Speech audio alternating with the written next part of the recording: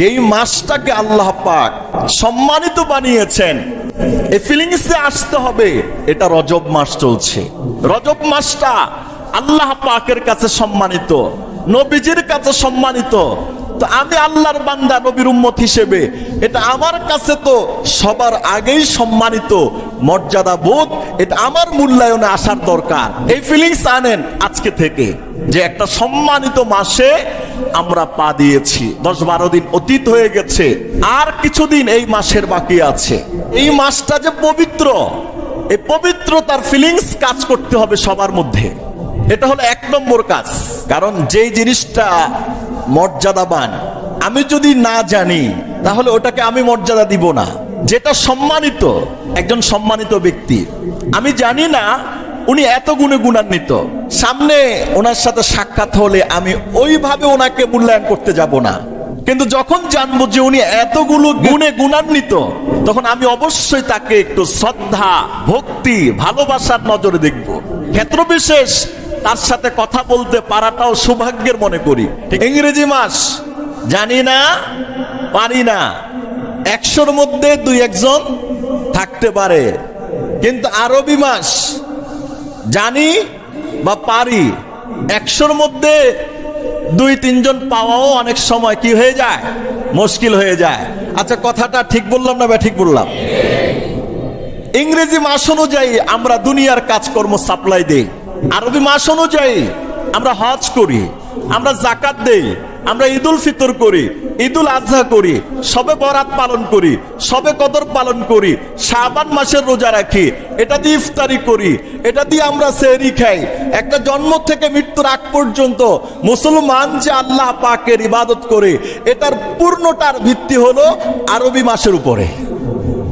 তো সেই সুবাদে ইংলিশ মাস জানা, এটা যেই রকম নিজের কাছে জরুরি মনে করছি, তার চাইতে শত শত গুণে, লাখ লাখ গুণে বেশি জরুরি মনে করার দরকার মুসলমানের কাছে আরবি 12টি মাসের নাম তার মুখস্থ করা। ঠিক না বেটি? কথা বলেন। এটা ইমানের দায়িত্ব, এটা ইসলামের দায়িত্ব, এটা ইমানের তাকাজা, এটা আসবে।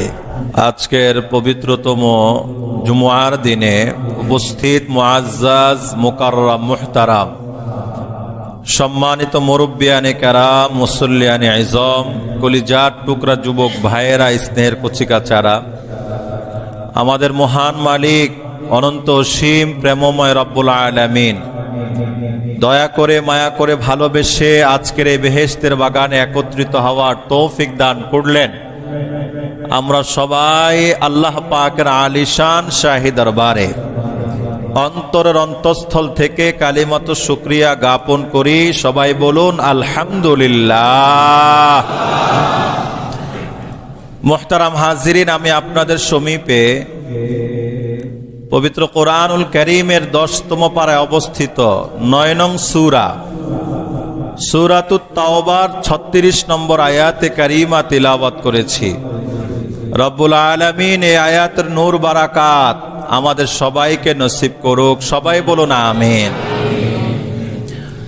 ইংরেজি মাস হিসেবে আমরা 2026 সনে প্রবেশ করে জানুয়ারিতে আছি, প্রারম্ভিকতায় আছি। 2025 সাল আমাদের কাছ থেকে চোখের পলকে বিদায় নিয়ে গেল। 2026 সাল শুরু হলো। আল্লাহ পাক যদি হায়াতে বাঁচিয়ে রাখে, এটাও দেখবেন চোখের পলকের মাঝেই 26 সালও আমাদের কাছ থেকে বিদায় নিয়ে নিবে। আরবি হিসেবে, আরবি মাস হিসেবে 1447 হিজরির বর্তমান রানিং মাস হলো রজব মাস। রমজান মাসের আর মাত্র 2 মাস বাকি আছে। রজব, শাবান, তারপরে কি রমজান।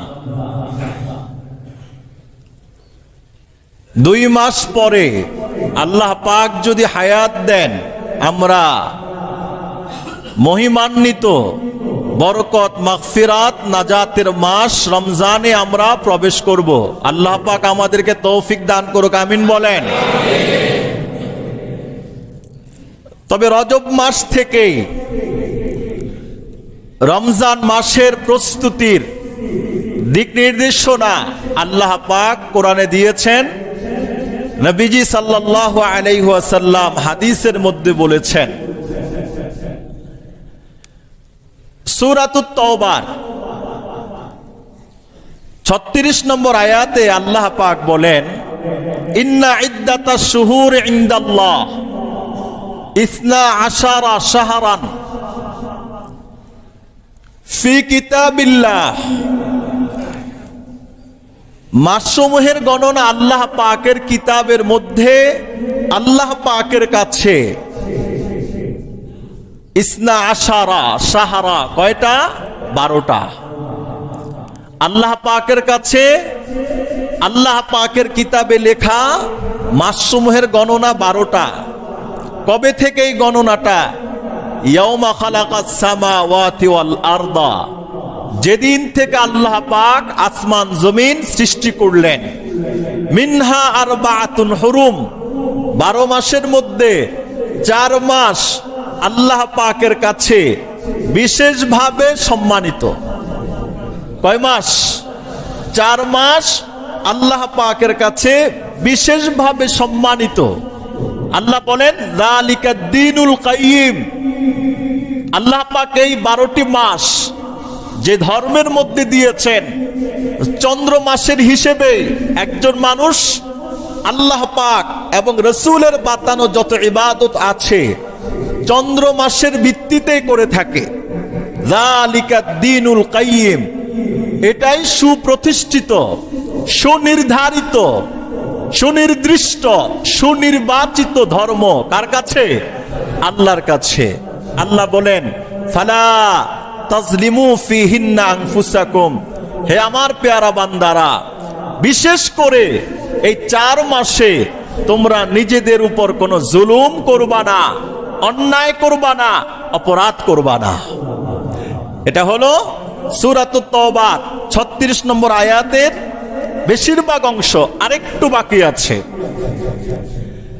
এই আয়াত থেকে এটা পাইলাম, মাসসমূহের গণনা আল্লাহ পাকের কাছে কয়টা? 12টা। তার মধ্যে 4 মাস আল্লাহ পাকের কাছে বিশেষভাবে সম্মানিত। আচ্ছা, এই যে 4টা মাস আল্লাহ পাকের কাছে সম্মানিত, এই মাসগুলোর নাম মুখস্থ আছে সবার? অনেকের মুখস্থ নাই, অনেকে আবার জানেন। তার মধ্যে রজব মাস 4 মাসের সম্মানিত মাসসমূহের একটা। সুবহানাল্লাহ বলেন। রমজান মাসের কথা কিন্তু 4 মাসে নেই। রমজান মাস হলো সাইয়্যিদুল আশহুর, 12 মাসের মধ্যে রমজান মাস হলো সরদার। আর সরদারের পরে এই 12 মাসের মধ্যে 4 মাস আল্লাহ পাক স্পেশালি ভাবে এটাকে একটা মর্যাদায় ভূষিত করেছেন। কবে থেকে এটা মর্যাদাবান হয়েছে? আসমান জমিনকে আল্লাহ যেদিন সৃষ্টি করলেন সেদিন থেকেই এই 4 মাস আল্লাহ পাকের কাছে সম্মানিত, মর্যাদাবান। সুবহানাল্লাহ বলেন। হাদিস শরীফের মধ্যে আসছে, বুখারী শরীফের 3197 নম্বর হাদিসের মধ্যে আসছে, হযরত আবু বকরা রাদিয়াল্লাহু তাআলা আনহুর বর্ণনা। রাসূলুল্লাহ সাল্লাল্লাহু আলাইহি ওয়াসাল্লাম খাতাবা ফি হাজ্জাতিহি, বিদায় হজের ভাষণে নবী করিম সাল্লাল্লাহু আলাইহি সাল্লাম বয়ান দিচ্ছিলেন, বক্তৃতা দিচ্ছিলেন। এক পর্যায়ে গিয়ে বললেন, ইন্না জামানা কাদ ইস্তাদারা কা হাইয়াতিহি ইয়াওমা খালাকাস সামাওয়াতি ওয়াল আরদ। যে কালের আবর্তনটা, এই যে 1 মাস ঘুরে আরেক মাস আসে, ওই মাস চলে যায় আরেকটি মাস আসে, পূর্ণ বছর যে এই মাসগুলোর যে ঘূর্ণায়মান পরিস্থিতিটা, এটা আল্লাহ পাকের পক্ষ থেকে নির্ধারিত। যেদিন থেকে আল্লাহ আসমান জমিন সৃষ্টি করলেন, নবীজি বলেন মিনহা আরবাতুন হুরুম, এই 12টার মধ্যে 4টা হলো সম্মানিত। আল্লাহ কোরআনেও বললেন সম্মানিত, নবীজি হাদিসের মধ্যে বললেন সম্মানিত। সালাসুন মুতাওয়ালিয়াত, আল্লাহ নবী বলেছেন 3টা মাস লাগোয়া, একটার সাথে আরেকটা হলো লাগোয়া। 4 নম্বর রাজাবু মুদার আল্লাযী বাইনা জুমাদা ওয়া শাবান, যেই মাস শাবান এবং জমাদুস সানির মাঝে আছে। এবার আমরা 4টা মাস দেখি। 4 মাসের মধ্যে জিলকাদ, জিলহাজ, তারপরে কি মুহররম, এই 3টা মাস লাগোয়া, জিলকাদ, জিলহাজ, মুহররম। আবার মুহররম ঘুরে আসতে আসতে শাবানের আগের মাস যেটা রজব। এই 4টা মাস আল্লাহ পাকের কাছে স্পেশাল সম্মানিত। সুবহানাল্লাহ বলেন। এবার মনে থাকবে তো? রজব, জিলকাদ, জিলহাজ, মুহররম। আবার বলেন তো, মুহররম সবাই বলেন। জিলকাদ, জিলহাজ, মুহররম। এই যে আপনি পড়ছেন বা বলছেন, দিনের জন্যে আপনার যদি এই 4টা নাম মুখস্থ করতে যদি কারো 4 ঘন্টাও লেগে যায়, এই যে আপনি 4 ঘন্টা 4টা নাম মুখস্থ রাখার জন্য চেষ্টা করছেন, আপনি নফল নামাজ পড়লে যে সওয়াব, নফল রোজা রাখলে যে সওয়াব, নফল দান করলে যে সওয়াব, দিনের মাসলা মাসাইল শিখতে গিয়ে যত সেকেন্ড আপনার ব্যয় হবে, প্রত্যেক সেকেন্ডে সেকেন্ডে আল্লাহ পাক আপনার আমার আমল নামায় নফল ইবাদতের সওয়াব লিখে দেন। 4 মাস রজব, জিলকাদ, জিলহাজ, মুহররম। রজব, জিলকাদ, জিলহাজ, মুহররম। আল্লাহর কাছে 4 মাস সম্মানিত, নবীজির কাছে 4 মাস সম্মানিত। আমরা আল্লাহ পাকের বান্দা, নবীজির উম্মত। আমরা জানি না যে একজন মুসলমানের জীবনে প্রতি বছর যে 4টি সম্মানিত মাস আসে। তাহলে একজন মুসলমান হিসেবে এই 4টি মাসের নাম জানাটা আমাদের জন্য এটা হলো মুসলমান হিসেবে দায়িত্ব। ইংরেজি মাস জানি না, পারি না, এরকম মানুষ 100-র মধ্যে 2-1জন থাকতে পারে। কথা বলেন। ইংরেজি মাস জানি না, পারি না, 100-র মধ্যে 2-1জন থাকতে পারে। কিন্তু আরবি মাস জানি বা পারি, 100-র মধ্যে 2-3জন পাওয়াও অনেক সময় কি হয়ে যায়, মুশকিল হয়ে যায়। আচ্ছা, কথাটা ঠিক বললাম না? ঠিক বললাম।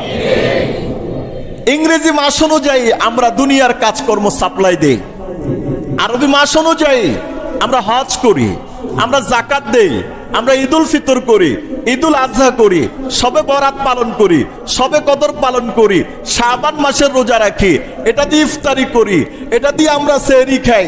একটা জন্ম থেকে মৃত্যুর আগ পর্যন্ত মুসলমান যে আল্লাহ পাকের ইবাদত করে, এটার পূর্ণটার ভিত্তি হলো আরবি মাসের উপরে। তো সেই সুবাদে ইংলিশ মাস জানা, এটা যেই রকম নিজের কাছে জরুরি মনে করছি, তার চাইতে শত শত গুণে, লাখ লাখ গুণে বেশি জরুরি মনে করার দরকার মুসলমানের কাছে আরবি 12টি মাসের নাম তার মুখস্থ করা। ঠিক না বেটি? কথা বলেন। এটা ইমানের দায়িত্ব, এটা ইসলামের দায়িত্ব, এটা ইমানের তাকাজা, এটা আসবে। এই যে একটা ফিলিংস এর মধ্যে আসা, ফিলিংস কাজ করছে কিনা আপনার? এই মাসটা যে পবিত্র, এই পবিত্রতার ফিলিংস কাজ করতে হবে সবার মধ্যে। এটা হলো 1 নম্বর কাজ। কারণ যেই জিনিসটা মর্যাদাবান আমি যদি না জানি, তাহলে ওটাকে আমি মর্যাদা দিব না। যেটা সম্মানিত, একজন সম্মানিত ব্যক্তি, আমি জানি না উনি এত গুণে গুণান্বিত, সামনে ওনার সাথে সাক্ষাৎ হলে আমি ওইভাবে ওনাকে মূল্যায়ন করতে যাব না। কিন্তু যখন জানবো যে উনি এতগুলো গুণে গুণান্বিত, তখন আমি অবশ্যই তাকে একটু শ্রদ্ধা, ভক্তি, ভালোবাসার নজরে দেখব। ক্ষেত্র বিশেষ তার সাথে কথা বলতে পারাটাও সৌভাগ্যের মনে করি। ঠিক না? যেই মাসটাকে আল্লাহ পাক সম্মানিত বানিয়েছেন, এই ফিলিংসে আসতে হবে। এটা রজব মাস চলছে। রজব মাসটা আল্লাহ পাকের কাছে সম্মানিত, নবীজির কাছে সম্মানিত। তো আমি আল্লাহর বান্দা, নবীর উম্মত হিসেবে এটা আমার কাছে তো সবার আগেই সম্মানিত, মর্যাদা বোধ, এটা আমার মূল্যায়নে আসার দরকার। ঠিক না বেঠিক কথা বলে? এই ফিলিংস আনেন আজকে থেকে, যে একটা সম্মানিত মাসে আমরা পা দিয়েছি। 10-12 দিন অতীত হয়ে গেছে, আর কিছুদিন এই মাসের বাকি আছে। বাইহাকি শরীফের 3815 নম্বর হাদিসের মধ্যে এসছে, নবী করিম সাল্লাল্লাহু আলাইহি ওয়াসাল্লামের আমল ছিল কি? কানা নবী সাল্লাল্লাহু আলাইহি ওয়াসাল্লাম ইদা দাখালা ফি রজব, নবী করিম যদি রজব মাসে ঢুকতেন তখন দোয়া পড়তেন, আল্লাহুম্মা বারিক লানা ফি রজব ওয়া শাবান ওয়া বাল্লিগনা রমাদান। আচ্ছা, এই দোয়াটাও তো অনেকের মুখস্থ নাই, কারো কারো মুখস্থ থাকতে পারে। এখন নবীজি যে দোয়া পড়তেন এই মাসের সম্মানে, আমি একজন মুসলমান হিসেবে এই দোয়াটাও তো আমার মুখস্থ রাখার দরকার। 12 মাস তো এই দোয়া আমার পড়তে হয় না, এই একটা মাস, সামনে আরেকটা মাস, 2টা মাস এই দোয়ার প্রতি ইহতিমাম করতেন কে? মুহাম্মদুর রাসূলুল্লাহ সাল্লাল্লাহু আলাইহি ওয়াসাল্লাম। আল্লাহুম্মা বারিক লানা ফি রাজাবা ওয়া শাবান ওয়া বাল্লিগনা রমাদান। সবাই বলেন, আল্লাহুম্মা বারিক লানা ফি রাজাবা ওয়া শাবান ওয়া বাল্লিগনা রমাদান। অর্থটা কি? অর্থটা শুনে জোরে সোরে সুবহানাল্লাহ বলবেন। অর্থটা হলো, নবীজি বলতেন, আল্লাহ বারিক লানা, হে আমার মনিব, আমাদের জন্য আপনি বরকতময় করে দিন হায়াতকে, ফি রজব ওয়া শাবান, রজব মাসে এবং শাবান মাসে। রজব এবং শাবান এই 2টা মাস আমাদের জন্য বরকতময় করে আমাদের হায়াতটাকে আপনি মূল্যবান বানিয়ে বাল্লিগনা রমাদান, আমাদেরকে রমজান মাসে পৌঁছিয়ে দেন। সুবহানাল্লাহ বলেন। আল্লাহুম্মা বারিক লানা ফি রজব ওয়া শাবান। নবীজি কি দোয়া করলেন, কি চমৎকার ভঙ্গিতে আমাদেরকে শিখালেন। হে উম্মত, তুমিও বলো, আল্লাহুম্মা বারিক লানা ফি রজব ওয়া শাবান ওয়া বাল্লিগনা রমাদান। আমার সাথে বলেন, আল্লাহুম্মা বারিক লানা ফি রজব ওয়া শাবান ওয়া বাল্লিগনা রমাদান। আল্লাহুম্মা বারিক লানা ফি রজব ওয়া শাবান ওয়া বাল্লিগনা রমাদান। নবীজি যেই শব্দ শিখিয়েছেন ওই শব্দটাই বলা। এখন কেউ যদি বলেন যে আমি আরবি তো আর পারি না, তো কি করব? বাংলায় দোয়াটা করি। বাংলায় অর্থটা কি? আয় আল্লাহ গো, আমারে রজব এবং শাবান মাসে বরকত দেন, রমজান পর্যন্ত পৌঁছিয়ে দেন। আর নবীজি শিখিয়েছেন আরবিটা, আমরা অর্থটা করছি বাংলায়। কেউ যদি বলি যে আমি তো আরবিটা পারি না, তো বাংলায় বলি, আরবির কাজ বাংলা দিয়ে হবে না, বাংলার কাজ আরবি দিয়ে হয় না। বিশেষ করে এই জাতীয় বিষয়গুলো যেটা আছে, সূরা ফাতিহার অর্থ বাংলায় নামাজের মধ্যে পড়লে কি নামাজ হবে? কথা বলেন। যেটা আরবিতে বলার দরকার আরবিতে বললেই সওয়াব। নবীজি আরবিতে বলেছেন, নবীজি আরবিতে পড়েছেন। বুখারী শরীফের 247 নম্বর হাদিসের মধ্যে আসছে, আমার দিকে তাকান। বুখারী শরীফের 247 নম্বর হাদিসের মধ্যে আসছে, হযরত বারা ইবনে আযিব রাদিয়াল্লাহু তাআলা আনহু থেকে বর্ণনা, আন্না নবী সাল্লাল্লাহু আলাইহি ওয়াসাল্লাম আউসা রাজুলান, একজন সাহাবীকে নবী করিম সাল্লাল্লাহু আলাইহি সাল্লাম দোয়া শিখালেন।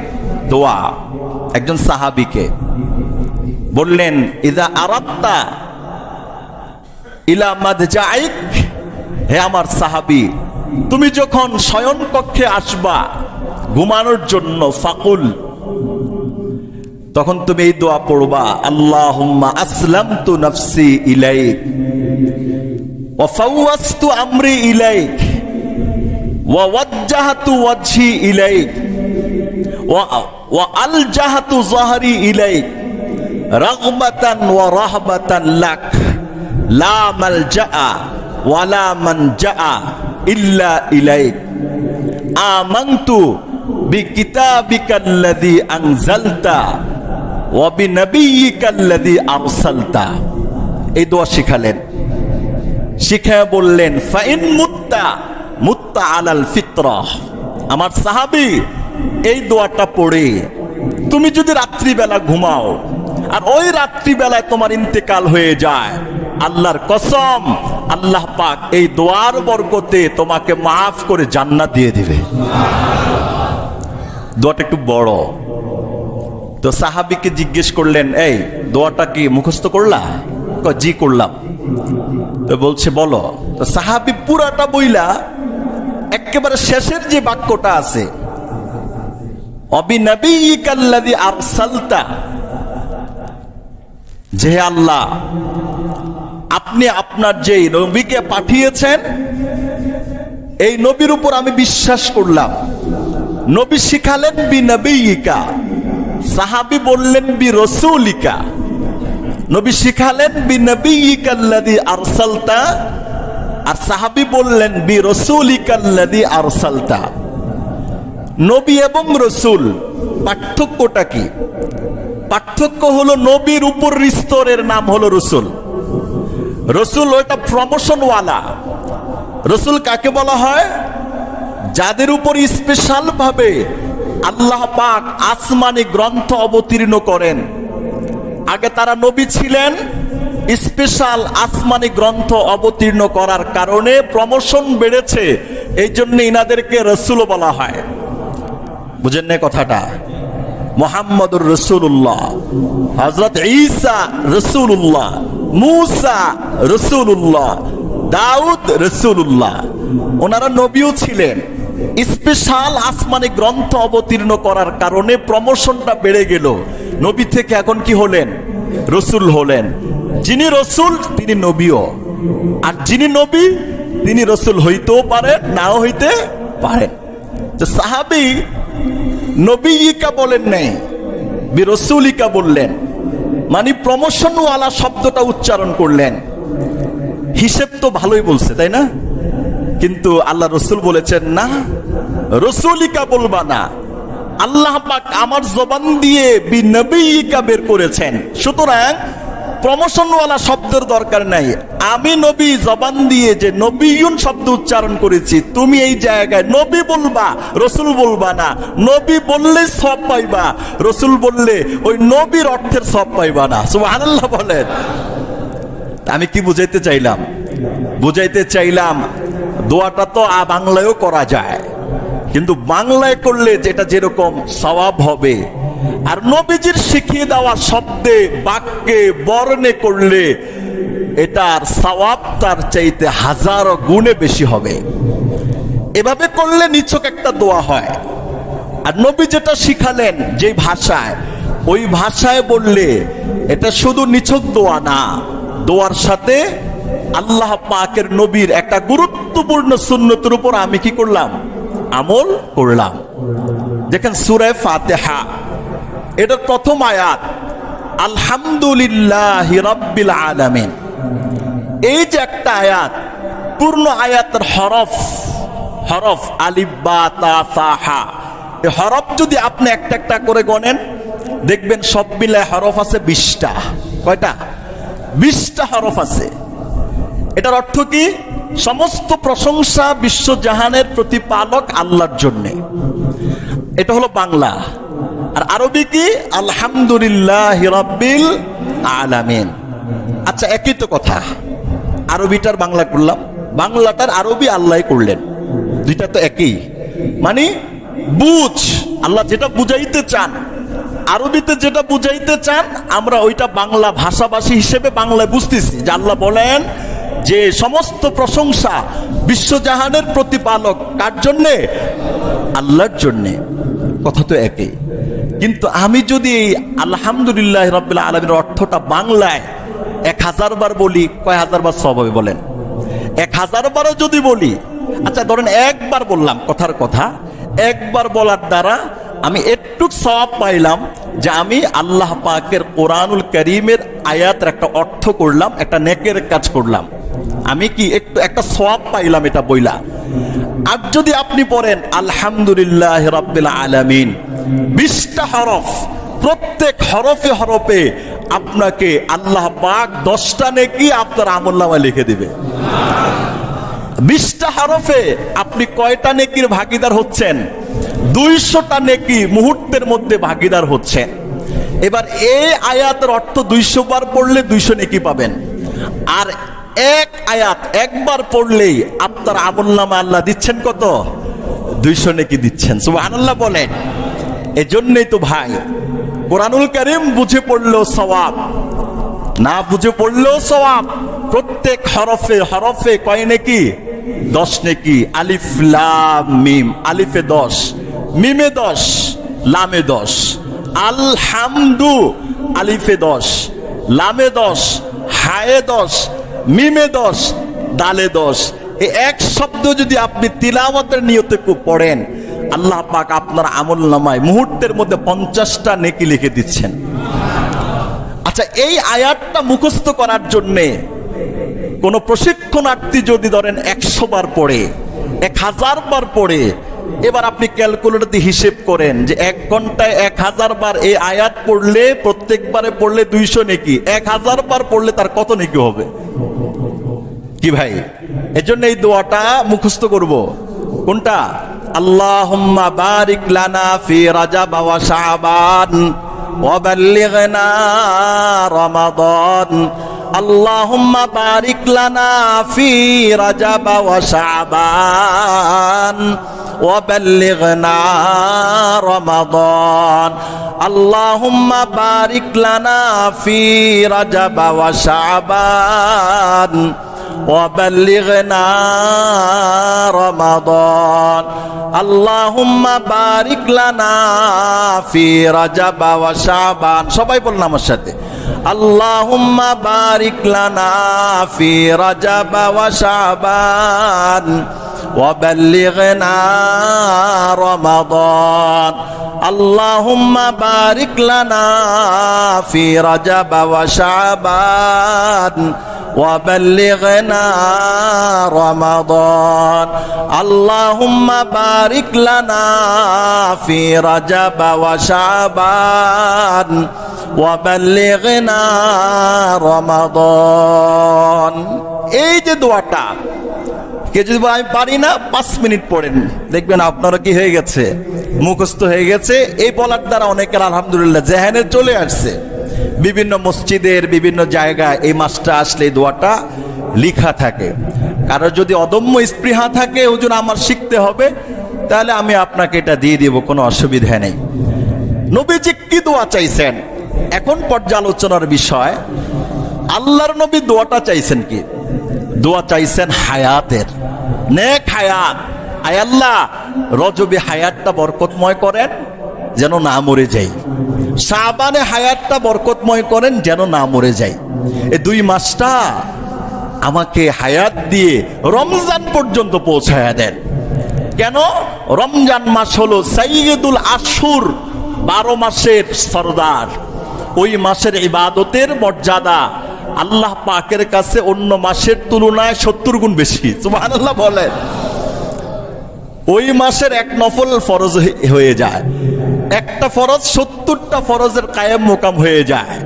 তা নবীজি হায়াত চাইছেন নেক আমল করার জন্যে, হায়াত চেয়েছেন আল্লাহকে খুশি করার কাজ করার জন্যে, হায়াত চেয়েছেন আল্লাহ পাক রাজি হয়, খুশি হয় এমন কাজ যেন আমরা করতে পারি। এটা আমাদের জীবনে আসতে হবে।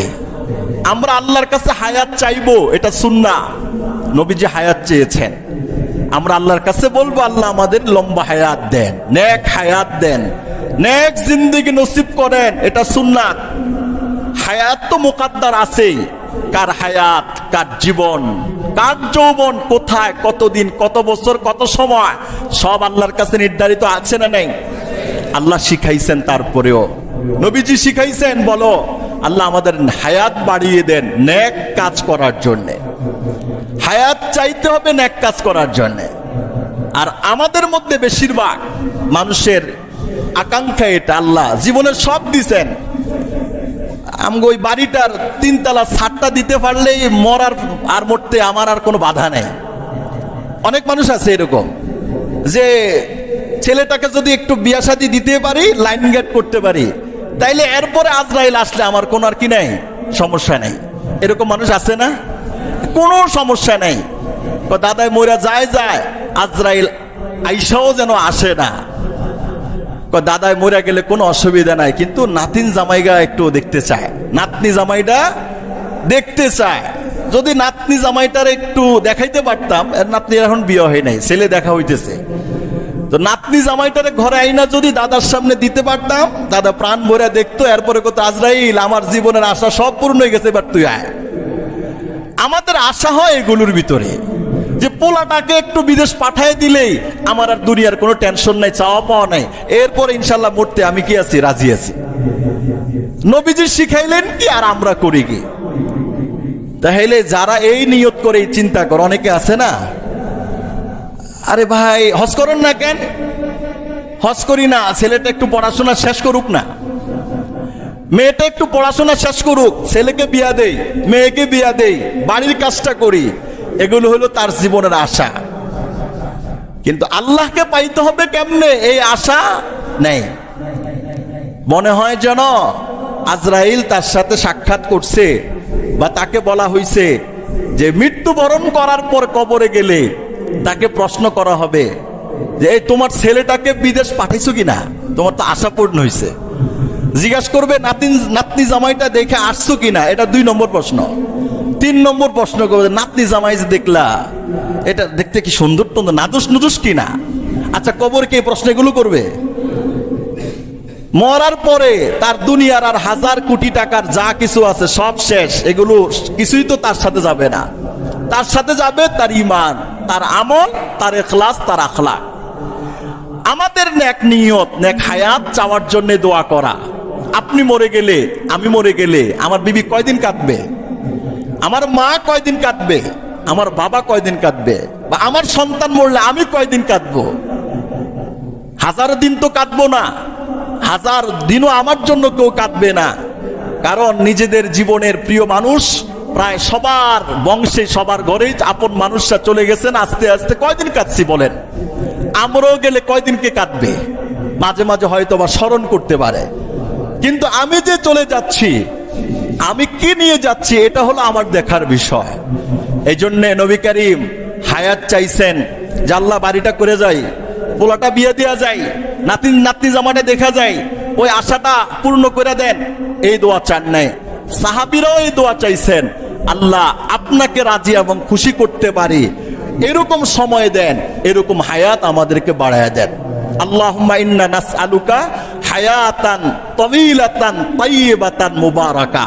নবী করিম বলতেন, আয় আল্লাহ, আমি আপনার কাছে হায়াত চাই, লম্বা হায়াত চাই, তাইয়্যিবা বরকতময় হায়াত চাই, মুবারাকা যে হায়াতটা আমার জন্য কল্যাণকর হবে। আল্লাহুম্মা ইন্নী আসআলুকা হায়াতান তাওয়িলাতান তাইয়্যিবাতান মুবারাকা, বরকতময় ভালো লম্বা জিন্দেগি আপনার কাছে চাই, যে জিন্দেগিতে ইবাদত হবে, যে জিন্দেগিতে বন্দেগী হবে। এই রজব মাসে আমাদের 1 নম্বর আমল যে রজব মাসের ফিলিংস আনা, 2 নম্বর আমল হলো এই মাসের মধ্যে আমরা ইবাদতগুলোকে ভালো করে করার চেষ্টা করা। 3 নম্বর কাজ হলো এই মাসে গুনাহের কাজ না করা, চোখের গুনাহ, হাতের গুনাহ, পায়ের গুনাহ, পেটের গুনাহ, লজ্জাস্থানের গুনাহগুলো স্পেশাল ভাবে না করা। কেন? এই মাসটা আল্লাহর কাছে স্পেশাল সম্মানিত। 4 নম্বর হলো এই মাসে ঝগড়াঝাটি, এরপরে বিবাদ, গালমন্দ, যত ধরনের ফিতনা ফাসাদ আছে সমস্ত ফিতনা ফাসাদ থেকে আমাদেরকে বিরত থাকা। এই মাসটাকে এইভাবে আমরা কি করব? মূল্যায়ন করব।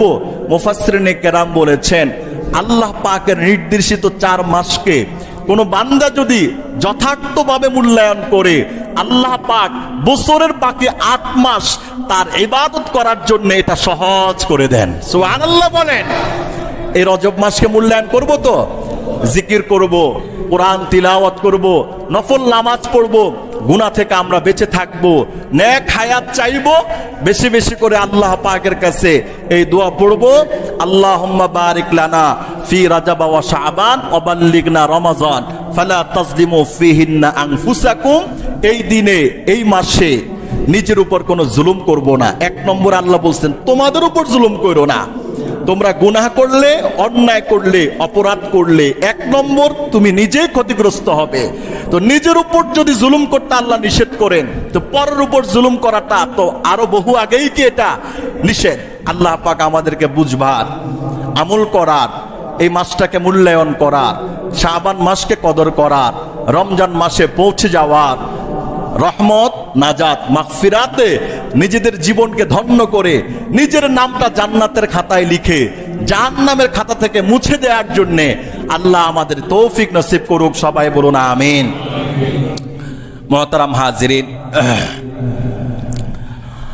বিশেষ দোয়া আমাদের সাবেক 3 বারের প্রধানমন্ত্রী জননেত্রী বেগম খালেদা জিয়া আমাদের মাঝ থেকে সদ্য প্রয়াত হয়েছেন। আমরা সবাই জানি। আমরা আল্লাহ পাকের দরবারে প্রাণ ভরে দোয়া করি, আল্লাহ পাক যেন আল্লাহ পাকের বান্দির জীবনের সমস্ত গুনাহ মাফ করে দেন, কবরটাকে জান্নাতের টুকরা বানায়া দেন, জীবনের সমস্ত নেক কাজকে আল্লাহ কবুল করে নেন।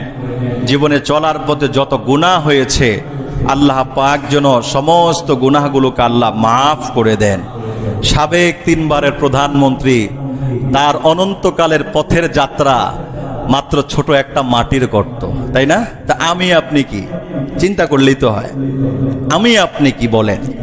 যাদের পিছনে ডাইনে বামে কত ফৌজদার, কত নিরাপত্তা কর্মী চাদর দিয়ে আবৃত করে রাখত, সেই 3 বারের প্রধানমন্ত্রী রাষ্ট্রনায়ক যিনি ছিলেন, তারও অনন্তকালের পথের যাত্রা কতটুকুন মাটি? 3.5 হাত মাটি। শীতের এই কালে আমরা ঘরের ভিতরে কম্বল মোড়ো দিলেও যেন হাড্ডি কাঁপে, আর কবরের মধ্যে খালি বিছানায় দিয়ে আসা। যার কিসমত কপাল ভালো, তো এই কবর জান্নাত হয়ে যাবে। ঠিক না বেঠিক কথা বলেন? জানাজা মানুষকে, মানুষের ভালোবাসা, মানুষের আবেগ, মানুষের আকাঙ্ক্ষা, মহাব্বত, এটা দুনিয়ার প্রত্যেক জয়েন্টে আর পয়েন্টে প্রাচীর দিলেও ভালোবাসার প্রাচীর দেওয়া যায় না। ঠিক না বেঠিক কথা বলেন?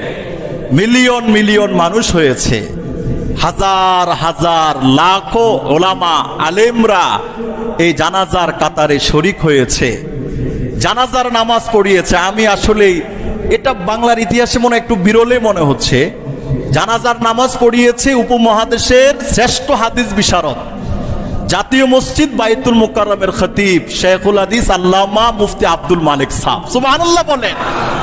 গোটা দেশের আলেমদের কলিজার টুকরা যিনি, তিনি জানাজার নামাজ পড়িয়েছেন। এই খাটিয়া বহন করেছেন শেখুল হাদিস আল্লামা আজিজুল হক রহমতুল্লাহ আলাইহির সন্তান আল্লামা মামুনুল হক, লাখো যুবকদের আইডল আল্লামা মিজানুর রহমান আজহারি। এ খাটিয়া বহন করেছেন আমাদের আফতাবনগরে থাকে সবার পরিচিত মুখ শেখ আহমদুল্লাহ সাহেব সহ আরো ওলামায়ে কেরাম। এর চেয়ে তার সৌভাগ্যের কি আছে বলেন? এজন্যে যে আসলেই ভালোবাসা পাওয়ার যোগ্য, আল্লাহ তাআলাই মানুষের দিলে ভালোবাসা দিয়ে দেন। ঠিক না বেটে কথা বলেন? 2017 সালের একটা স্ক্রিপ্ট আমি শোনাই। উনি বলেছিলেন, জঙ্গি বলতে মাদ্রাসা মসজিদে কিছুই নাই, আলেম ওলামারা ধর্মপরায়ণ মুসলমান, ধর্মের কথা বলে, ধর্মের পথে চলে, এটাই হলো তাদের কাজ। জঙ্গি এবং মৌলবাদী বলে বিদেশিদেরকে দেখানোর মতো আমাদের দেশের আলেম ওলামা মসজিদ মাদ্রাসায় কিছুই নাই। ঠিক না বেঠিক কথা বলেন? আছে? আসলেই কি আছে? নাই। আল্লাহ পাক, মানুষ চলে যায়, কথা থেকে যায়, মানুষ চলে যায়, ইতিহাস থেকে যায়। তিনি বলতেন যে বিদেশে আমাদের কোনো প্রভু নাই, থাকলে আশেপাশে বন্ধু আছে, কিন্তু আমরা প্রভু হিসাবে আগেও কাউকে মানি নাই, এখনো মানবো না। ওনারা তো চলে গেছে, ওনাদের উত্তরসূরি যদি বেঁচে থাকতে চায় কিয়ামত পর্যন্ত এই আদর্শ লালন করতে হবে। আমাদের কোনো প্রভু নাই, আমাদের বন্ধু আছে, ঠিক না ঠিক কথা বলে? এই আদর্শ যদি ওনার রেখে যাওয়া উত্তরসূরিরা পালন করে, পথ হারাবেরা বাংলাদেশ। আর যদি আদর্শ থেকে ছিটকে পড়ে যায়, পথ হারাবে, বাঁচারও আর উপায় থাকবে না, ঠিক না ঠিক কথা বলে? আল্লাহ পাকের এই বান্দিকে মাফ করুক, কবরটাকে জান্নাতের টুকরা বানায়া দেখ। ইসলামের জন্য উনি যত সেবা খেদমত করেছেন, আল্লাহ পাক সমস্ত সেবাকে ভরপুর কবুল আর মঞ্জুর করুক। সবাই বলুন আমিন।